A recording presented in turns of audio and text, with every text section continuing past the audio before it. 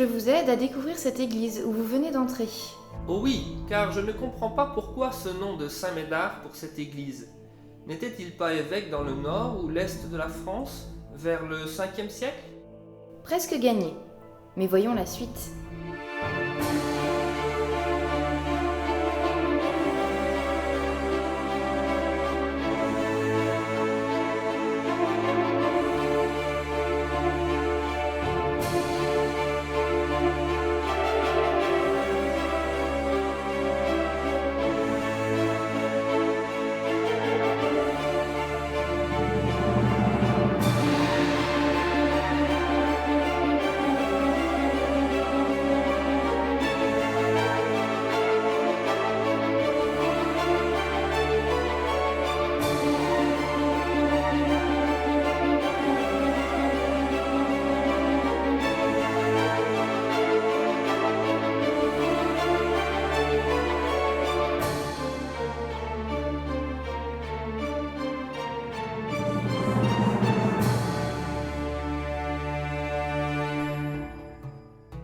En effet, Médard, né en 459, devient évêque de Noyon et de Tournai près de Soissons, en Picardie, où il est enterré.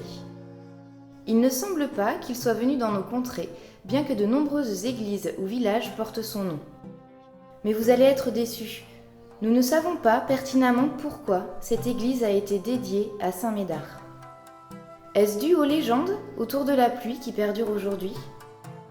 Au Moyen-Âge, la construction des grands édifices était entreprise par des corps d'ouvriers ou confréries qui s'intitulaient eux-mêmes les logeurs du bon Dieu. Or, de coutume, ces groupes de francs-maçons se plaçaient sous le patronage d'un saint dont ils célébraient solennellement la fête et sous la puissance duquel ils se trouvaient embrigadés. Il se peut donc, en ce qui concerne Thouars, que le corps d'ouvriers auquel fut confiée la construction de l'église était sous la protection de Saint Médard et que ce nom soit demeuré celui de l'édifice. Il n'est pas non plus inadmissible que dès sa fondation, soit par legs, soit par échange, la nouvelle église soit en possession d'une relique de Saint Médard et que par suite ce dernier nom fut choisi pour baptiser le saint lieu. D'autant qu'il suffisait d'une déclaration d'authenticité pour sacrer une relique. Peut-être enfin, les maçons fixèrent leur bouquet en haut de la tour le jour de la Saint-Médard. S'il est des monuments qui sont décrits à travers les siècles par des archives conservées, souvent pour les châteaux ou les abbayes, il n'en est pas de même pour les églises paroissiales, soumises aux aléas du temps. L'histoire, comme on le sait, n'est pas une science exacte. Les recherches et les fouilles archéologiques font évoluer ces données que l'on a souvent crues définitives. Mais alors, quand a-t-elle été construite? Là encore, c'est l'incertitude. Au XIIe siècle, partout en France s'édifient de grandes et belles cathédrales. Un accès de dévotion et d'art agité au fond des bourses, les écus inactifs des évêques et des villes. L'architecte et le sculpteur deviennent les rois de ce siècle monacal et le vieux sol gaulois devient parsemé d'édifices monstrueux montrant le ciel. La ville de Thouars, avec ses vicomtes et sa position géographique, n'a pas résisté au tourbillon. 2 paroisses desservent la ville alors que la population a pris une extension subite à la fin du XIe siècle. Le besoin d'une nouvelle église se fait sentir et l'exécution suit de près l'idée. En 1100, un curé nommé Périginus est cité. Puis un certain Thibaut de Saint-Médard en 1120. L'église est encore en dehors de la première enceinte de la ville. Elle aurait porté le nom de Saint-Médard des Champs. Dès sa construction, elle fait partie des domaines de l'abbaye de Saint-Jean de Bonneval à Saint-Jean-de-Thouars. Il s'agit d'une église à 3 nefs de type halle, une nef centrale et 2 voûtes latérales de même hauteur. Celle-ci brûle entièrement lors du siège de la ville de Thouars en 1158 par Henri II Plantagenet, roi d'Angleterre. Après 3 jours de siège, Henri II s'empare de la ville, fait raser le château et les murailles, mais aide à la reconstruction de Saint-Médard. Les 2 portails, nord et ouest, et une grande partie du mur sud sont, en fait, les parties conservées de cette église de la fin du XIIe siècle. J'ai remarqué du côté de la place un porche assez curieux. D'où vient cette forme? Le portail nord présente en effet un décor rare et surprenant. Il est agrémenté d'un arc polylobé d'architecture mozarabe, et non byzantine comme on l'entend dire. L'arc n'est pas outrepassé et repose sur des colonnettes décorées de chapiteaux respectant l'esprit roman. Ce porche peut être associé au portail roman de l'abbatiale de Celles-sur-Belle dans le sud des Deux-Sèvres. Cette architecture pourrait être issue des volontés d'Agnès de Poitiers, épouse d'Aymeries V, vicomte de Thouars, qui est assassiné et est remplacée à la tête de la vicomté par son cousin. Elle part vivre alors en Aragon, sur des terres appartenant à la vicomté. En revenant à Thouars, elle aurait agrémenté l'édifice de motifs issus de l'architecture mozarabe. Le portail principal est très décoré, mais que représente-t-il? La façade ouest est dans le pur style roman. Le porche central présente un ensemble de 4 voussures ou archivoltes glorifiant le triomphe du Christ. La première archivolte est ornée de palmettes et de pommes de pin, symbole d'immortalité. La seconde, de 6 personnages entourant Saint Jean l'Évangéliste et Saint Matthieu. La troisième est consacrée à la scène des rameaux. Attendu par les chrétiens, Jésus entre dans Jérusalem suivi des 12 apôtres. La quatrième présente l'Ascension, le Christ montant au ciel en présence des 12 apôtres et des saints de l'Ancien Testament. Au-dessus, on peut découvrir un Christ en majesté entouré de 8 anges. Les 12 apôtres se trouvent de part et d'autre des contreforts centraux. Ce portail fait partie d'un vaste ensemble dans notre région. Notre-Dame-la-Grande, à Poitiers, l'abbatiale de Saint-Jouin-de-Marne, celle d'Hervaux ou encore l'église Saint-Pierre de Parthenay-le-Vieux. Quand on entre, on ne retrouve plus les voûtes romanes. Que s'est-il passé? À sa construction, ce sanctuaire n'a pas la disposition que nous lui voyons aujourd'hui. Il possède 3 nefs formées par une double rangée de colonnes soutenant une voûte en plein cintre. L'église est en grande partie remaniée au XVe et XVIe siècle. Les voûtes romanes et les piliers séparant les 3 nefs disparaissent afin d'obtenir un espace unique long de 50 mètres et large de 17 mètres. Le mur du chevet, à l'est, est percé par une grande fenêtre, et sur la façade romane, à l'ouest, la fenêtre centrale est remplacée par une grande rosace. La nouvelle voûte gothique ne peut plus supporter le clocher. Celui-ci est déplacé au nord, contre la façade principale. Le clocher apparaît au XVe siècle et reste inachevé.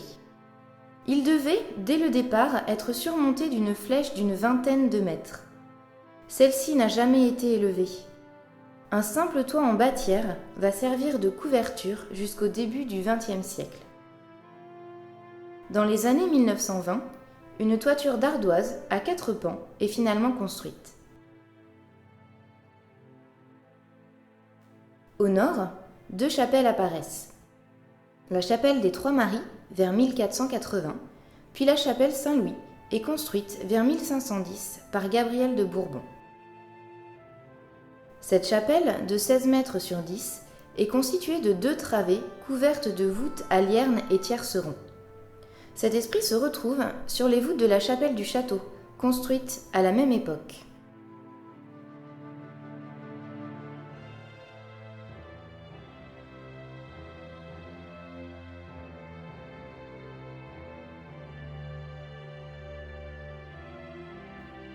C'est alors qu'elle vient de terminer la construction de la chapelle du château que Gabrielle de Bourbon, la femme aimée du grand capitaine au service de 3 rois, Louis II de la Trémoille, fait édifier sous le vocable de son époux la chapelle dite de Saint-Louis, son ancêtre. Cette chapelle devait avoir sa symétrie au sud, mais la mort de la princesse en 1516 mit fin à ce projet et l'édifice est demeuré imparfait.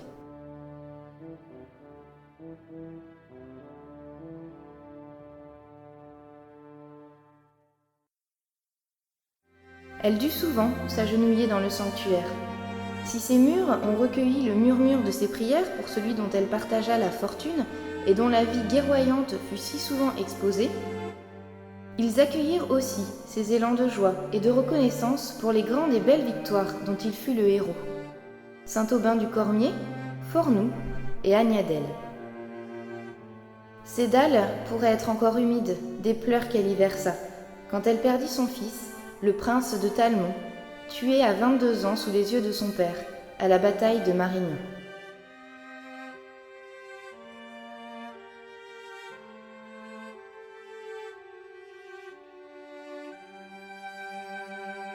De nombreux vitraux éclairent cette église. Certains simples sont d'évidence contemporains et d'autres sont classiques. Sont-ils anciens? Comme la plupart des églises, qui depuis un millénaire ont leurs fenêtres décorées de ces couleurs chatoyantes ou profondes, les vitraux sont à l'imitation des sculptures de véritables livres d'histoire. Ils racontent en images l'Ancien ou le Nouveau Testament, la vie des saints et les événements de la vie religieuse. Les principaux vitraux actuels sont l'œuvre de l'atelier Lobin sur les façades ouest, nord et est. Datés de 1885 à 1892, ils ont sans doute remplacé les vitraux détruits en 1789 ou pendant les guerres de religion. Le mur sud est depuis 2005 agrémenté de vitraux contemporains de l'atelier du vitrail de Limoges. Ils sont destinés à remplacer tardivement les vitraux en grisaille de l'atelier Lobin, détruit en 1944 lors de l'explosion des ponts au pied du château.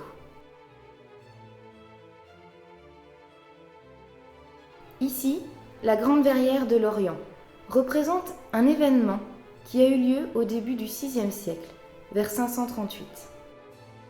Radegonde, qui avait été enlevé par Clotaire Ier, fils de Clovis, après que sa famille fut sauvagement assassinée, refuse de se soumettre à un mariage forcé avec le tyran de ses proches et s'enfuit rejoignant Noyon. Elle se réfugie dans la basilique, se jette aux pieds de Médard l'évêque, le sollicite de la consacrer. À la vue des sbires de Clotaire, qui venaient d'entrer eux aussi dans l'église en menaçant ouvertement le prélat, elle se précipite dans la sacristie où elle revêt une robe de moniale. Elle réapparaît dans l'église à la grande stupeur de l'assistance. Et Médard ne peut que la consacrer diaconesse et la ceindre du voile. Elle part alors consacrer sa vie en Touraine, puis en Poitou, à l'aide aux malheureux, et bientôt, avec ses compagnes menant une vie ascétique, elle fait construire à Poitiers une abbaye qui deviendra Sainte-Croix, où elle fait nommer abbesse Agnès, une jeune fille qu'elle a elle-même formée. Puis, elle s'éteint paisiblement le 13 août 587. Comme dans beaucoup de vitraux, deux personnages de l'époque de la création de cette verrière ont été introduits dans le dessin. Un jeune séminariste, parent de l'abbé Vallée, ancien curé de la paroisse, et le Toircé Belot, tué parmi les mobiles des Deux-Sèvres au combat de la Bourgonce dans le département des Vosges le 6 octobre 1870.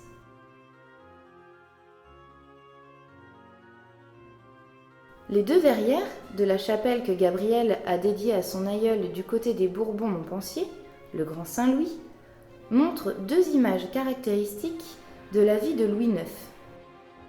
Son penchant pour la justice, qu'il rend sous un chêne, et ses derniers instants devant Tunis, terrassé par la peste lors d'une ultime et à nouveau désastreuse croisade.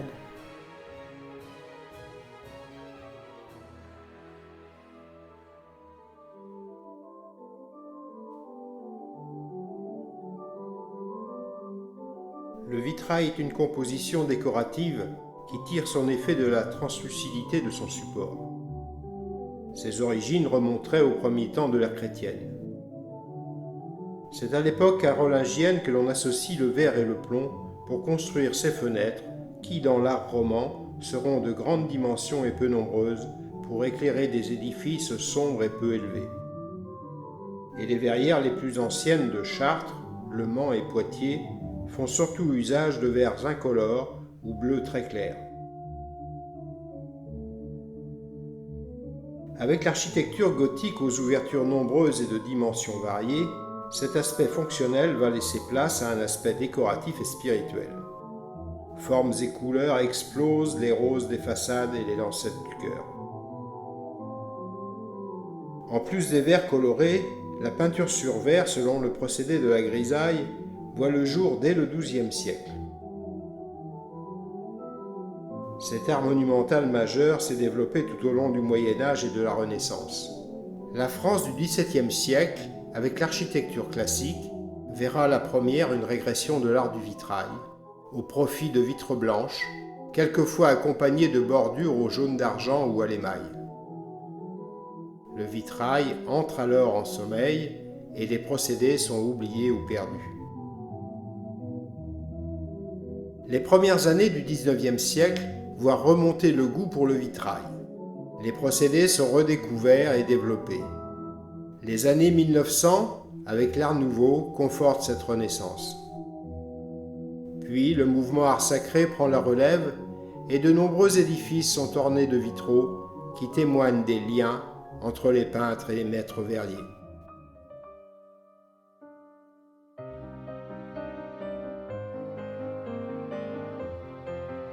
Jaune, jaune, la ferveur des matins éclairés.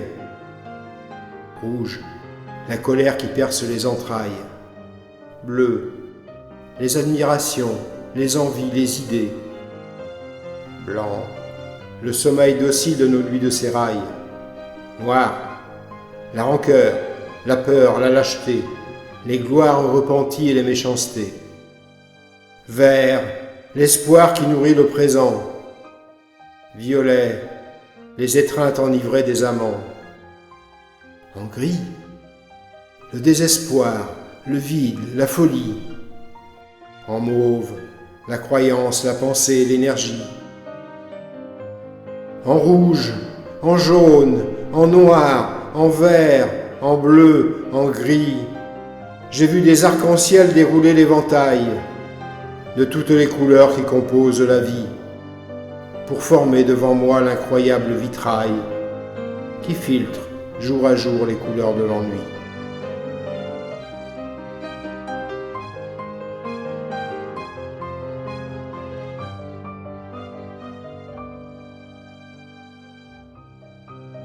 À l'occasion des travaux de restauration, les verrières ont reçu une cure de jouvence qui leur redonne leur brillance d'origine.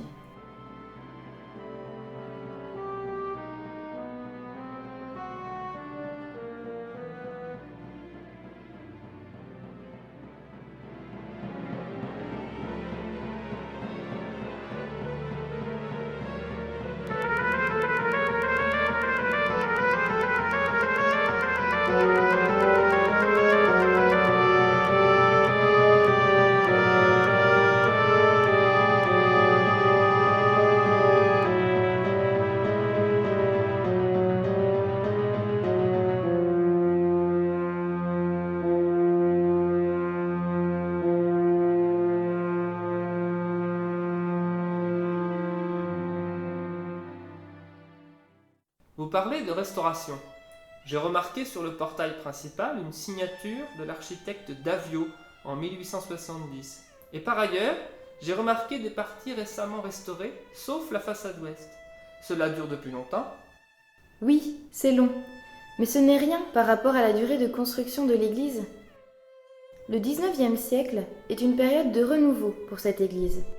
En 1866, l'église est dégagée des constructions qui cachent ses façades ouest et nord. En effet, dès le XVIe siècle, des commerçants avaient construit 18 échoppes contre l'église, en laissant simplement le passage pour les 2 porches d'entrée. Elles sont rachetées par la ville et démolies. Un vaste programme de restauration du portail principal est lancé et dure jusqu'en 1870. Les travaux sont dirigés par l'architecte Davio. La façade ouest retrouve alors toute sa splendeur. L'église est classée monument historique en 1909. Depuis la fin des années 1980, la ville de Thouars a lancé un programme de restauration de l'édifice. Les premiers travaux ont concerné la tour d'angle sud-est. En 1994, l'opération a été poursuivie sur la face nord de l'édifice. En 2005, sur la face sud. En 2008, sur la face est et le chevet. Et depuis 2010, c'est au tour du clocher et de la façade ouest de recevoir le soin des compagnons.